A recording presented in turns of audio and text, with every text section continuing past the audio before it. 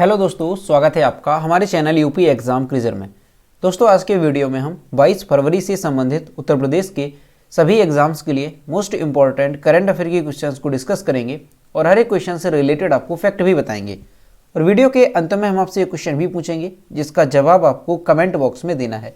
और अगर आपको इसकी PDF डाउनलोड करनी है तो इसकी PDF आप हमारे टेलीग्राम ग्रुप से डाउनलोड कर सकते हैं। टेलीग्राम ग्रुप की लिंक आपको वीडियो के डिस्क्रिप्शन में मिल जाएगी। तो चलिए शुरू करते हैं। आज का सेशन शुरू करने से पहले हम कल के क्वेश्चंस का रिवीजन करेंगे। कल का पहला क्वेश्चन है, उत्तर प्रदेश में कायाकल्प अवार्ड स्कीम के तहत कौन पहले स्थान पर रहा? इसका जो करेक्ट आंसर है वो है ऑप्शन नंबर बी, जिला महिला चिकित्सालय मुजफ्फरनगर।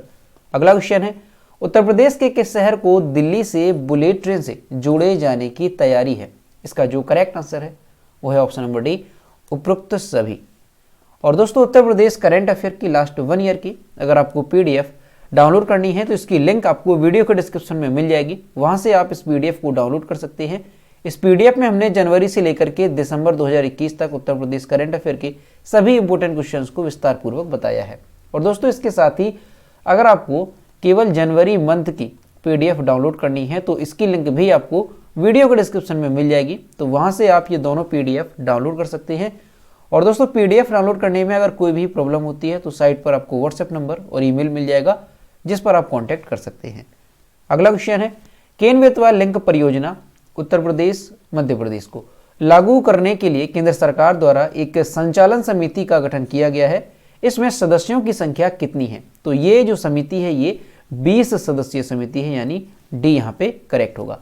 अगला क्वेश्चन है, भारत पहली बार किस देश में एक भारतीय प्रौद्योगिकी संस्थान यानी IIT की स्थापना करेगा? इसका जो करेक्ट आंसर है वो है ऑप्शन नंबर ए, संयुक्त अरब अमीरात में। अगला क्वेश्चन है, विश्व सामाजिक न्याय दिवस कब मनाया जाता है? इसका जो करेक्ट आंसर है वो है ऑप्शन नंबर सी, 20 फरवरी को। अगला क्वेश्चन है, अंतर्राष्ट्रीय ओलंपिक समिति 2023 की मेजबानी कौन सा देश करेगा?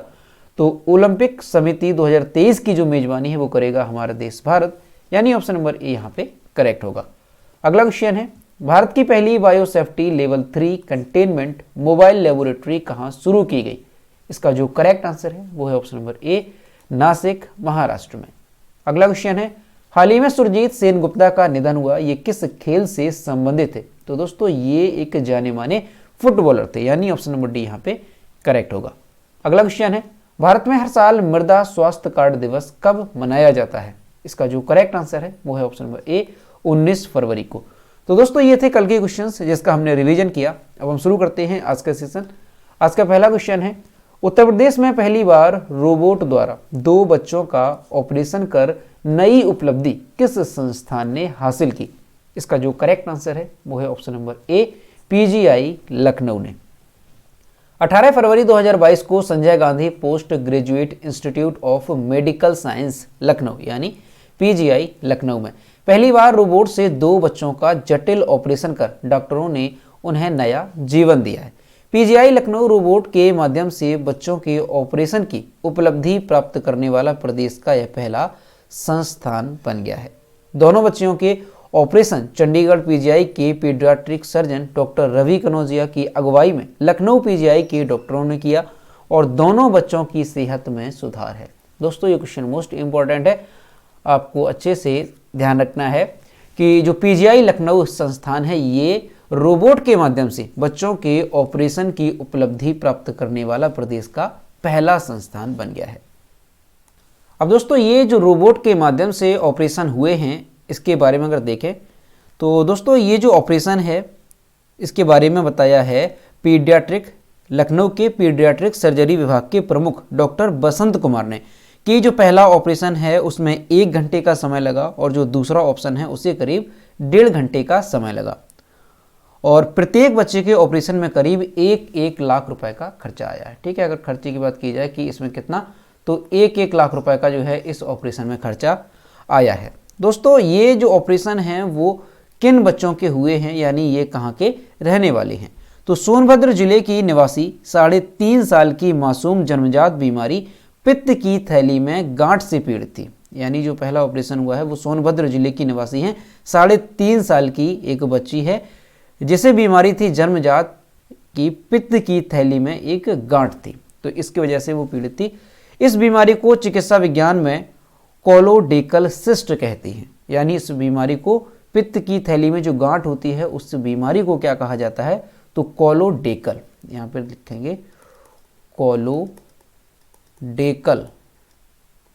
कोलोडेकल सिस्ट, ठीक है, कोलोडेकल सिस्ट बीमारी से वो पीड़ित थी। इसकी वजह से पित्त की नलियां फूल गई थी और पेट में दर्द हो रहा था। रोबोट से ऑप्शन कर पित्त की थैली को निकाल दिया गया और नली को आंत से जोड़ दिया गया। तो ये तो थी सोनभद्र जिले की 3.5 साल की बच्ची।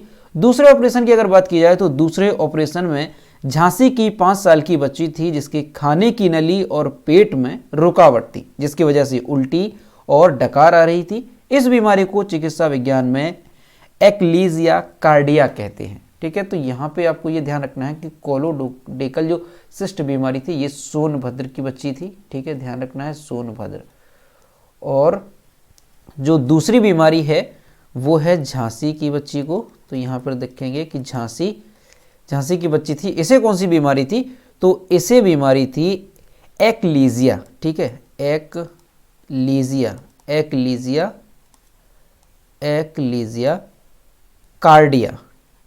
एक्लीजिया कार्डिया बीमारी से ये पीड़ित थी। तो ये चीज़ यहाँ पे आपको ध्यान रखनी है कि जो रोबोट के माध्यम से प्रदेश में पहली बार ऑपरेशन कराए गए हैं, तो 2 ऑपरेशन कराए गए हैं और दोनों ऑपरेशन सफल रहे। पहला जो ऑपरेशन है वो सोनभद्र निवासी 3.5 साल की बच्ची थी जिसे बीमारी थी कोलोडेकल सिस्ट, यानी उसके पित्त की थैली में एक गांठ थी। दूसरी जो ऑपरेशन कराया गया है वो झांसी की एक बच्ची है 5 साल की जिसे एक्लीजिया कार्डिया बीमारी थी। अगला क्वेश्चन है, हाल ही में उत्तर प्रदेश में फ्रॉम लखनऊ टू लुटियंस किताब का विमोचन हुआ, इसके लेखक कौन है? इसका जो करेक्ट आंसर है वो है ऑप्शन नंबर सी, अभिज्ञान प्रकाश। राष्ट्रीय राजनीति में इतनी अहमियत रखने वाले सबसे ताकतवर प्रदेश कैसे समय के साथ विकास की उस पायदान पर नहीं चढ़ सका, इसके बारे में जो है इस किताब में बताया गया है। किस किताब में? फ्रॉम लखनऊ टू लुटियंस, यानी ये जो किताब है फ्रॉम लखनऊ टू लुटियंस, इसके लेखक हैं अभिज्ञान प्रकाश। और उन्होंने इस किताब में ये वर्णन किया है कि जो उत्तर प्रदेश है ये राजनीति में इतनी अहमियत रखने वाला सबसे ताकतवर प्रदेश है, लेकिन समय के साथ ये विकास के उस पायदान पर नहीं पहुंच सका जिस पायदान पर इसे पहुंचना चाहिए था। वरिष्ठ पत्रकार और एबीपी न्यूज के नेशनल अफेयर्स एक्सपर्ट अभिज्ञान प्रकाश के कलम से लिखी गई इस किताब में यह बताया गया कि वो राज्य जहां से भारतीय राजनीति के बड़े चेहरे आए उसके बावजूद इस प्रदेश की ये दुर्दशा क्यों है, कैसे यहाँ जाति सांप्रदायिकता और अपराध इसके विकास में अड़चन बने।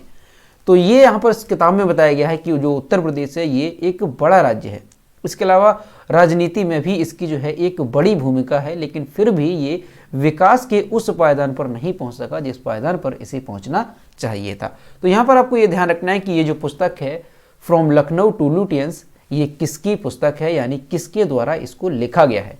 तो अभिज्ञान प्रकाश जो कि वरिष्ठ पत्रकार हैं और एबीपी न्यूज के नेशनल अफेयर्स एक्सपर्ट हैं, इनके द्वारा इस पुस्तक को लिखा गया है। अगला क्वेश्चन है, Dada Saheb international film festival awards 2022 में निम्न में से किसे बेस्ट फिल्म का अवार्ड प्रदान किया गया? इसका जो करेक्ट आंसर है वो है ऑप्शन नंबर बी, शेरशाह को। Dada Saheb international film festival awards 2022 में शेरशाह बेस्ट फिल्म का अवार्ड प्रदान किया गया। ध्यान रखना है किस फिल्म को, तो शेरशाह फिल्म को। ये जो शेरशाह फिल्म है ये किसके द्वारा निर्देशित की गई, यानी इस फिल्म के निर्देशक कौन है? तो विष्णुवर्धन इस फिल्म के निर्देशक हैं। शेरशाह परमवीर चक्र से सम्मानित विक्रम बत्रा के जीवन पर आधारित है, जिन्होंने 1999 में कारगिल युद्ध के दौरान पाकिस्तानी घुसपैठियों को भारतीय क्षेत्रों से खदेड़ते हुए राष्ट्र की सेवा में अपने जीवन का बलिदान कर दिया था। ये जो फिल्म है ये 12 अगस्त 2021 को अमेजन प्राइम वीडियो पर रिलीज हुई थी। दोस्तों क्वेश्चन मोस्ट इंपॉर्टेंट है, इसे आप नोट भी कर लीजिए क्योंकि आने वाले एग्जाम में यहाँ से क्वेश्चन बनेगा कि Dada Saheb international film festival 2022 में किस फिल्म को बेस्ट फिल्म का अवार्ड दिया गया। तो नाम ध्यान रखना है, शेरशाह फिल्म को बेस्ट फिल्म का अवार्ड दिया गया। और अगर ये पूछा जाए कि जो फिल्म है इसके निर्देशक कौन है, तो विष्णुवर्धन इसके निर्देशक हैं। और इसके अलावा अगर आपसे पूछा जाए कि ये जो फिल्म है शेरशाह, इसमें जो कैप्टन विक्रम बत्रा हैं इनकी भूमिका किस एक्टर ने निभाई है? तो ध्यान रखना है सिद्धार्थ मल्होत्रा ने कैप्टन विक्रम बत्रा की भूमिका इसमें निभाई है। अब दोस्तों Dada Saheb international film festival जो अवार्ड 2022 में दिए गए हैं, तो दादा साहेब फिल्म फेस्टिवल यानी दादा साहेब जो पुरस्कार हैं इसके बारे में थोड़ा जानें कि ये पुरस्कार जो है किसको दिए जाते हैं। तो दोस्तों दादा साहेब फाल्के पुरस्कार भारत सरकार की ओर से दिया जाने वाला एक वार्षिक पुरस्कार है और ये जो पुरस्कार है वो किसी व्यक्ति विशेष को भारतीय सिनेमा में उसके आजीवन योगदान हेतु दिया जाता है। दादा साहेब फाल्के के जन्म शताब्दी पर इस पुरस्कार की जो शुरुआत है वो 1969 में हुई थी। ठीक है, ध्यान रखना है 1969 में इन पुरस्कारों की शुरुआत हुई थी और पहली बार ये जो पुरस्कार है वो किसे दिया गया था? तो अभिनेत्री देविका रानी को। ये काफी इंपॉर्टेंट है, देविका रानी को जो है पहली बार दादा साहेब फाल्के पुरस्कार दिया गया था और यह पुरस्कार राष्ट्रीय फिल्म पुरस्कार के लिए आयोजित समारोह में प्रदान किया जाता है। तो ये चीज भी आपको यहाँ पे ध्यान रखनी है। अगला क्वेश्चन है, हाल ही में 13 शतक लगाने वाले विश्व के पहले खिलाड़ी कौन बने? इसका जो करेक्ट आंसर है वो है option number A Saqibul Gani. और यहां पर आप इमेज में देख सकते हैं ये हैं साकिबुल गनी जो कि 13 शतक लगाने वाले विश्व के पहले खिलाड़ी बन गए हैं। बिहार के साकिबुल गनी खेल के इतिहास में अपने प्रथम श्रेणी पदार्पण पर 13 शतक लगाकर एक विश्व रिकॉर्ड बनाया। उन्होंने Jadavpur university campus ground Jadavpur Bengal में मिजोरम के खिलाफ प्लेट ग्रुप रणजी ट्रॉफी में 405 गेंदों में 56 चौकों और 2 छक्कों की मदद से 341 रन बनाए। गनी ने इससे पहले लिस्ट ए क्रिकेट खेला जिसमें उन्होंने एक शतक सहित 14 मैचों में 377 रन बनाए। 11 घरेलू T20 में उन्होंने 192 रन बनाए हैं। दोस्तों ये क्वेश्चन भी मोस्ट इंपॉर्टेंट है, इसे भी आपको अच्छे से ध्यान रखना है और आपको इसे नोट भी करना है कि 13 शतक लगाने वाले पहले खिलाड़ी कौन बन गए? तो ये बन गए हैं बिहार के साकिबुल गनी जिन्होंने प्रथम श्रेणी पदार्पण पर 13 शतक लगाया और एक विश्व रिकॉर्ड बना दिया। तो इनका नाम आपको अच्छे से ध्यान रखना है, साकिबुल गनी। अगला क्वेश्चन है, Dada Saheb international film festival awards 2022 में किसे बेस्ट एक्टर एवं बेस्ट एक्ट्रेस का अवार्ड प्रदान किया गया? इसका जो करेक्ट आंसर है वो है option number C Ranveer Singh और कृति सेनन को। साल 2022 के Dada Saheb Phalke international film festival रविवार को मुंबई में आयोजित हुआ। इसमें दक्षिण भारत के सुपरस्टार अल्लू अर्जुन की blockbuster hit Pushpa the rise, ध्यान रखना है इस फिल्म को जो है फिल्म ऑफ द ईयर चुना गया। वहीं जो रणवीर सिंह हैं इन्हें भारतीय क्रिकेट टीम के वर्ल्ड कप जीतने पर बनी फिल्म 83, ठीक ध्यान रखना है जो रणवीर सिंह हैं इन्हें बेस्ट एक्टर का अवार्ड दिया गया। किस फिल्म के लिए? तो भारतीय क्रिकेट टीम के वर्ल्ड कप जीतने पर बनी फिल्म 83 के। ठीक है, वहीं अगर बात की जाए कि सर्वश्रेष्ठ अभिनेत्री का अवार्ड किसे दिया गया तो ये दिया गया है कृति सेनन को। और किस फिल्म के लिए? तो फिल्म मिमी के लिए इन्हें बेस्ट एक्ट्रेस चुना गया है।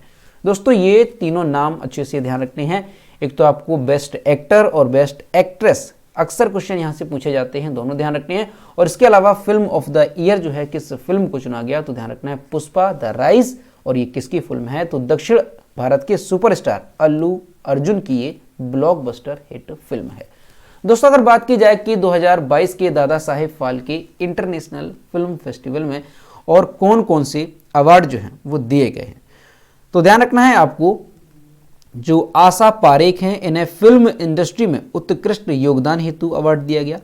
इसके अलावा देखा जाए कि बेस्ट इंटरनेशनल फीचर फिल्म कौन सी रही तो अदर राउंड, ध्यान रखना है बेस्ट इंटरनेशनल फीचर फिल्म कौन सी रही तो अदर राउंड। इसके अलावा अगर देखा जाए कि सर्वश्रेष्ठ फिल्म कौन सी रही तो शेरशाह, जो कि अभी हमने आपको बताया था। तो तीनों यहां से आपको नाम अच्छे ध्यान रखने हैं, चारों नाम कि सर्वश्रेष्ठ फिल्म और सर्वश्रेष्ठ अभिनेता और सर्वश्रेष्ठ अभिनेत्री और इसके अलावा फिल्म ऑफ द ईयर। तो ये 4 क्वेश्चन यहां से अच्छे से ध्यान रखने हैं। अगला क्वेश्चन है, वर्ष 2022 के लिए business leader of the year award किसने जीता? इसका जो करेक्ट आंसर है वो है ऑप्शन नंबर ए योहन पूनावाला ने। वर्ष 2022 के लिए business leader of the year award से योहन पूनावाला को सम्मानित किया गया। URJA पुरस्कार मनोरंजन, खेल, व्यवसाय, सामाजिक गतिविधियों और शैक्षिक क्षेत्रों के नेताओं और गणमान्य व्यक्तियों को दिया जाता है। तो ध्यान रखना है कि 2022 के लिए आपको कि 2022 के लिए business leader of the year award से किसे सम्मानित किया गया, तो योहन पूनावाला को। अगला क्वेश्चन है, हरून इंडिया वेल्थ रिपोर्ट 2021 के अनुसार भारत में डॉलर करोड़पति परिवारों की संख्या 2020 की तुलना में 2021 में कितने प्रतिशत वृद्धि हुई है। इसका जो करेक्ट आंसर है वो है ऑप्शन नंबर सी, 11% की वृद्धि।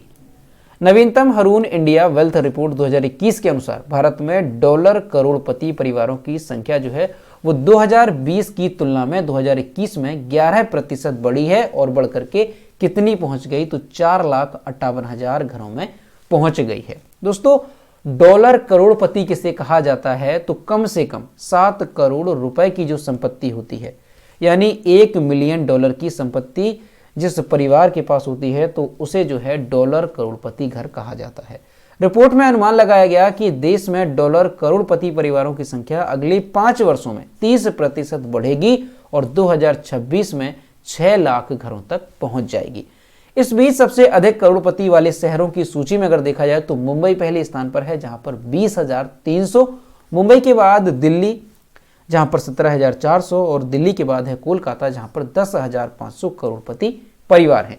ये जो रिपोर्ट है ये 350 भारतीय करोड़पति यानी 1 मिलियन डॉलर की निजी संपत्ति वाले व्यक्ति पर किए गए सर्वेक्षण पर आधारित है। यानी डॉलर करोड़पति किसे कहा जाता है, तो जिसके पास 1 मिलियन डॉलर की संपत्ति होती है उसे डॉलर करोड़पति कहा जाता है। भारतीय मुद्रा में अगर बात की जाए तो कम से कम 7 करोड़ रुपए की संपत्ति जिसके पास है उसे डॉलर करोड़पति कहा जाता है। तो यहां से आपको ये ध्यान रखना है कि 2020 की तुलना में 2021 में कितने प्रतिशत की जो है वृद्धि हुई है भारत में डॉलर करोड़पति परिवारों की संख्या में, तो 11% की यहां पर वृद्धि हुई है। अगला क्वेश्चन है, पूर्वोत्तर राज्य का पहला मोटर रेसिंग ट्रैक किसे मिलेगा। इसका जो करेक्ट आंसर है वो है ऑप्शन नंबर डी, मिजोरम को। मिजोरम में पूर्वोत्तर राज्य का पहला मोटर रेसिंग ट्रैक का निर्माण किया जा रहा है। मिजोरम स्टेट स्पोर्ट्स काउंसिल और राज्य के स्वामित्व वाली REC लिमिटेड ने आइसोल के पास मोटर रेसिंग ट्रैक और स्पोर्ट्स कॉम्प्लेक्स के निर्माण के लिए एक समझौता किया है। आइसोल से लगभग 31 किलोमीटर उत्तर में स्थित लेगपुई में इस रेसिंग ट्रैक को विकसित किया जाएगा, जहां पर एक हवाई अड्डा भी स्थित है जिस पर कुल 10 करोड़ रुपए की लागत आएगी। तो ध्यान रखना है, काफी इंपॉर्टेंट है कि पूर्वोत्तर राज्य का पहला मोटर रेसिंग ट्रैक जो है वो किस राज्य को मिलने जा रहा है, तो ये मिलने जा रहा है मिजोरम को। अगला क्वेश्चन है, हाल ही में प्रकाशित हुई ए हिस्ट्री ऑफ श्री निकेतन रविंद्रनाथ टैगोर की pioneering work in rural construction नामक पुस्तक किसने लिखी है। तो इसके जो लेखक हैं वो हैं उमा दास गुप्ता, यानी ऑप्शन नंबर बी यहाँ पे करेक्ट होगा। ए हिस्ट्री ऑफ श्री निकेतन रविंद्रनाथ टैगोर की pioneering work in rural construction जो पुस्तक है ये उमा दास गुप्ता द्वारा लिखी गई थी और नियोगी बुक्स पेपर मिसाइल के तहत ये प्रकाशित की गई है। पुस्तक में नोबेल पुरस्कार विजेता रविंद्रनाथ टैगोर के ग्राम पुनर्निर्माण के काम में श्री निकेतन की स्थापना की गई, जो 1922 में शांति निकेतन में उनके विश्व भारती अंतर्राष्ट्रीय विश्वविद्यालय का एक विंग है, जिसे एक विश्वविद्यालय शहर के रूप में भी जाना जाता है। यह पश्चिम बंगाल में स्थित है। तो यहाँ से आपको ये ध्यान रखना है कि ये जो पुस्तक है ए हिस्ट्री ऑफ श्री निकेतन रविंद्रनाथ टैगोर की pioneering work in rural construction, इस पुस्तक के लेखक कौन है, तो ध्यान रखना है उमा दास गुप्ता द्वारा इस पुस्तक को लिखा गया है। अगला क्वेश्चन है, अंतर्राष्ट्रीय मातृभाषा दिवस कब मनाया जाता है। इसका जो करेक्ट आंसर है वो है ऑप्शन नंबर ए, 21 फरवरी को। अंतर्राष्ट्रीय मातृभाषा दिवस प्रतिवर्ष 21 फरवरी को मनाया जाता है। इस दिन का उद्देश्य क्या होता है, तो इस दिन का उद्देश्य भाषाई और सांस्कृतिक विविधता के बारे में जागरूकता बढ़ाना और बहुभाषावाद को बढ़ावा देना इस दिन का उद्देश्य होता है। 2022 की अगर देखा जाए कि अंतर्राष्ट्रीय मातृभाषा दिवस की थीम क्या रही, तो बहुभाषी शिक्षा के लिए प्रौद्योगिकी का उपयोग, चुनौतियां और अवसर 2022 की इस दिवस की थीम रही। संयुक्त राष्ट्र ने अपने बयान में उल्लेख किया कि इस वर्ष की थीम बहुभाषी शिक्षा को आगे बढ़ाने और सभी के लिए गुणवत्तापूर्ण शिक्षण और सीखने के विकास का समर्थन करने के लिए प्रौद्योगिकी की संभावित भूमिका को उठाती है। तो यहाँ से आपको ये ध्यान रखना है कि अंतर्राष्ट्रीय मातृभाषा दिवस जो है ये हर साल कब मनाया जाता है, तो प्रतिवर्ष 21 फरवरी को अंतर्राष्ट्रीय मातृभाषा दिवस मनाया जाता है। और 2022 की थीम क्या रही, तो इसे भी आपको अच्छे से ध्यान रखना है। तो दोस्तों ये थे 22 फरवरी से संबंधित उत्तर प्रदेश के सभी एग्जाम्स के लिए मोस्ट इंपॉर्टेंट करंट अफेयर की क्वेश्चन जिसको हमने डिस्कस किया। अब हम देखते हैं कल के वीडियो को क्वेश्चन जो हमने आपसे पूछा था। तो यह है कल के वीडियो को क्वेश्चन जो हमने आपसे पूछा था, अहमदाबाद में साल 2008 में हुए सीरियल बम धमाकों के मामले में कितने दोषियों को फांसी की सजा सुना करके एक रिकॉर्ड बना। इसका जो करेक्ट आंसर था वो ऑप्शन नंबर बी था, 38 लोगों को, और लगभग सभी स्टूडेंट्स ने इसके सही जवाब किए। और मैं आपसे हर रोज कहता हूं कि जो भी क्वेश्चन आपसे पूछा जाए तो सभी लोग क्वेश्चन का आंसर जरूर किया करो। तो ये है आज का क्वेश्चन, निम्न में से कौन सा देश भारत के यूपीआई प्लेटफॉर्म को अपनाने वाला पहला देश होगा। ऑप्शन नंबर ए है म्यांमार, बी है नेपाल, सी है बांग्लादेश और डी है भूटान। तो इसका जो भी करेक्ट आंसर है वो आपको कमेंट बॉक्स में बताना है। तो दोस्तों अगर आपको आज का वीडियो पसंद आया हो तो वीडियो को लाइक करें, अपने दोस्तों के साथ शेयर करें, और अगर अभी तक हमारे चैनल पर नए हैं तो चैनल को सब्सक्राइब करना ना भूलें। और दोस्तों अगर आपको इस वीडियो की ऑडियो रिवीजन करना है तो इसके लिए आप खबरी ऐप पर हमसे जुड़ सकते हैं। और खबरी ऐप पर आपको कैसे जुड़ना है, तो सबसे पहले आपको प्ले स्टोर पर जाकर के खबरी ऐप को डाउनलोड करना है और उसके बाद इस वीडियो के डिस्क्रिप्शन बॉक्स में एक लिंक दी गई है ऑडियो रिवीजन करके, उस पर आपको क्लिक करना है। और उस पर आप जैसे ही क्लिक करेंगे तो आप खबरी ऐप पर पहुंच जाएंगे और वहां पर आपको अपना जो चैनल है यूपी एग्जाम क्विज़र ये शो करने लगेगा और इसे आपको फॉलो कर लेना है। तो दोस्तों मिलते हैं नेक्स्ट वीडियो में। Thank you.